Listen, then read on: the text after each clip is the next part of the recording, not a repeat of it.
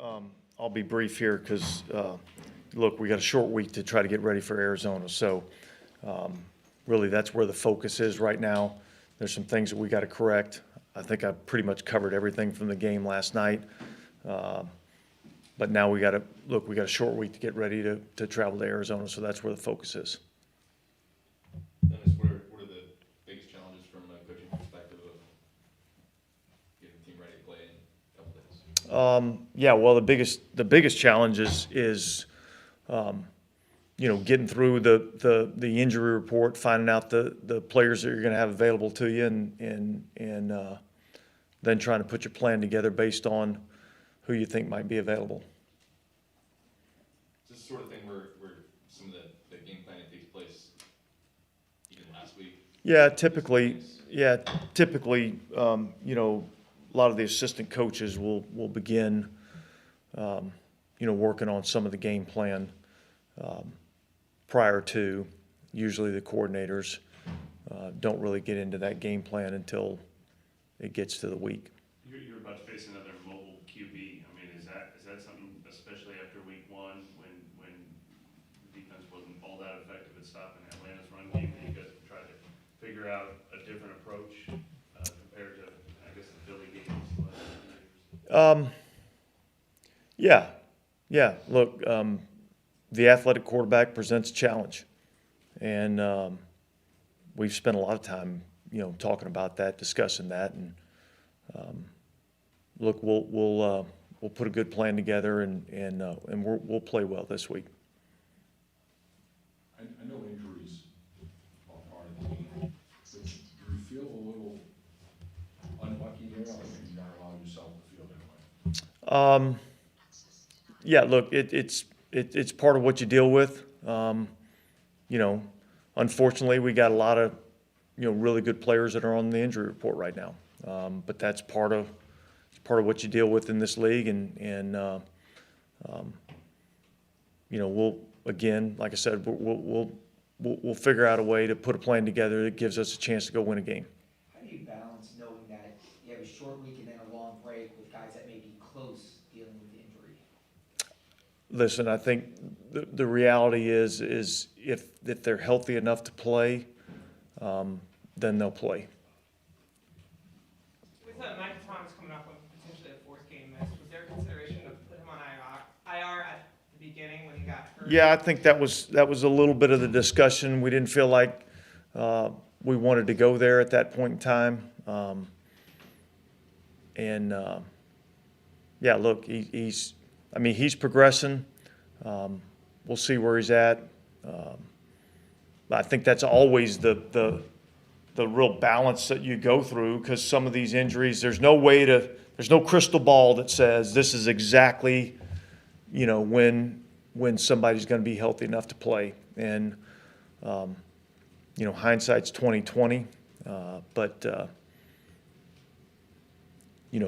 it's typically a pretty tough decision if you're going to put a player of that caliber, on IR, even though they can return after 4 weeks. So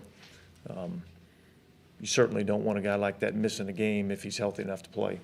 So is his injury worse than you thought, or was it on that IR line, I guess?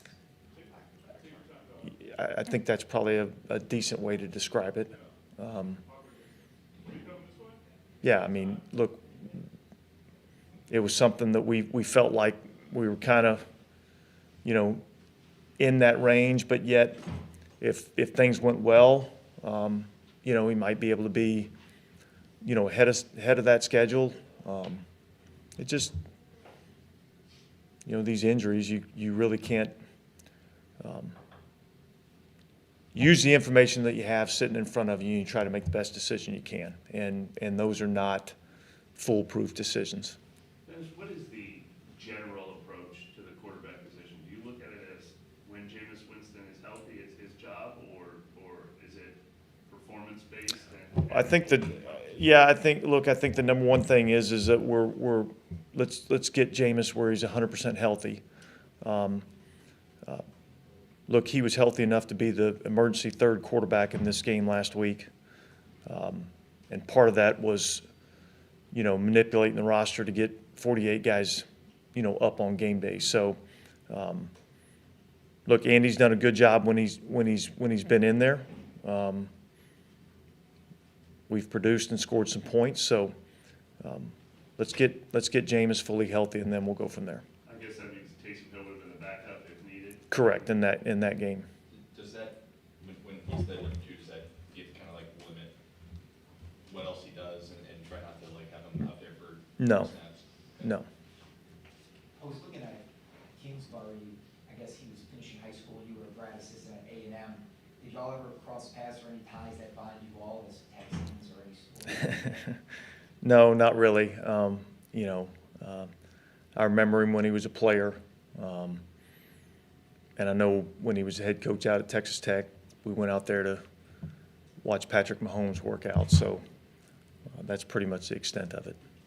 As you're preparing for Arizona, and they're obviously getting DeAndre Hopkins back this week, is that kind of an unusual situation where the first 6 games, this offense is going to look a little different with him? Well, in terms of the player, I mean, obviously he's a hell of a player, and so I think it changes a little bit in that regard. I don't know that schematically it changes a lot of what they do, but just how they're trying to get that guy the ball changes.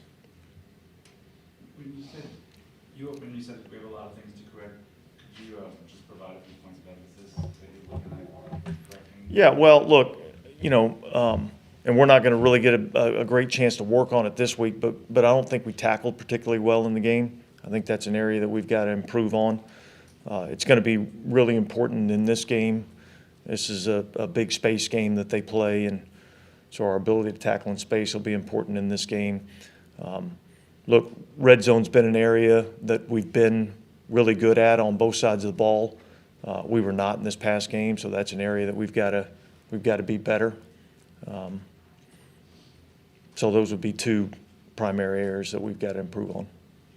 Is it hard to say the passing game could be better when you're missing all of those guys? I mean, is it how, Well, yeah, look, how do you evaluate that? the reality is this, we've got to be able to move the ball and we've got to be able to score points. And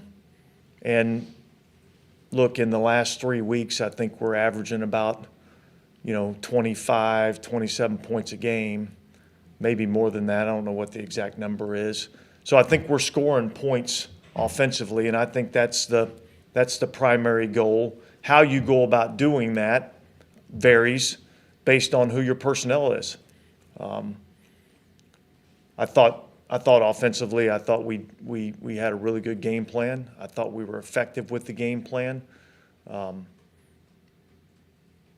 I feel like, there was probably a couple opportunities that we missed, and I wish we'd have been better in the red zone.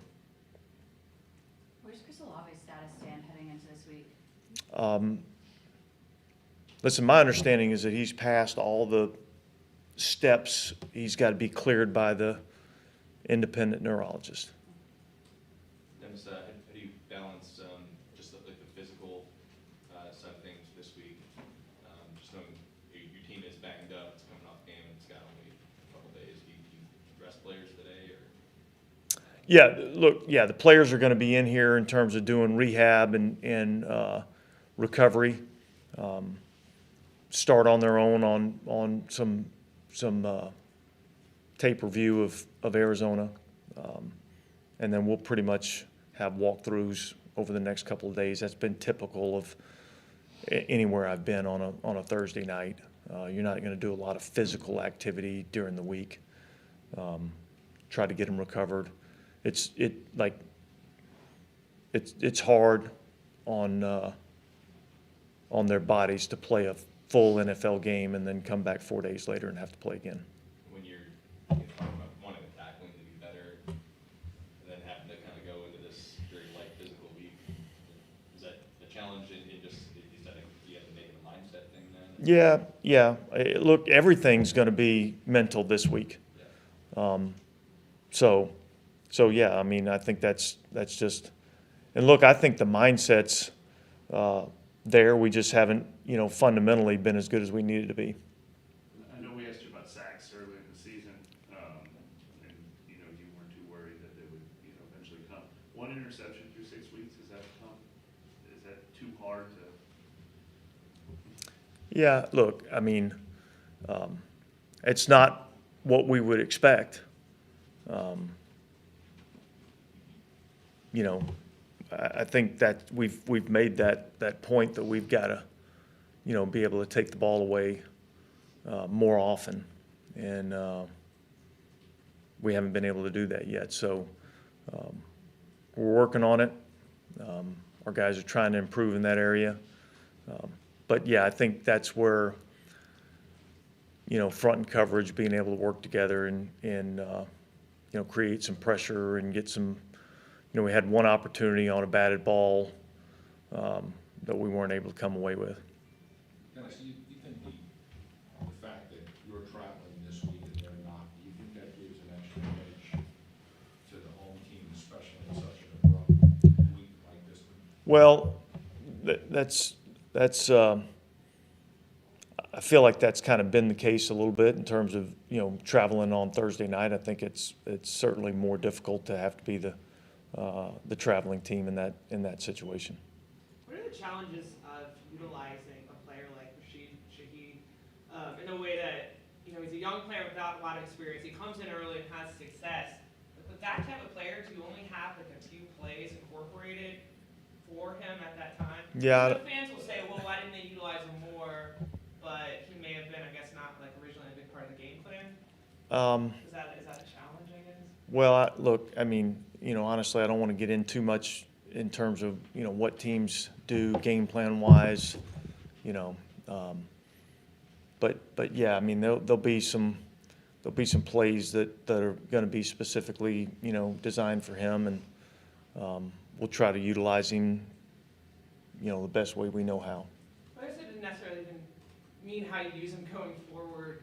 I guess just like clearing up some of the misconceptions maybe fans have about like why a player would come in and be successful, but not necessarily be utilized a lot in that game. Yeah, well, look,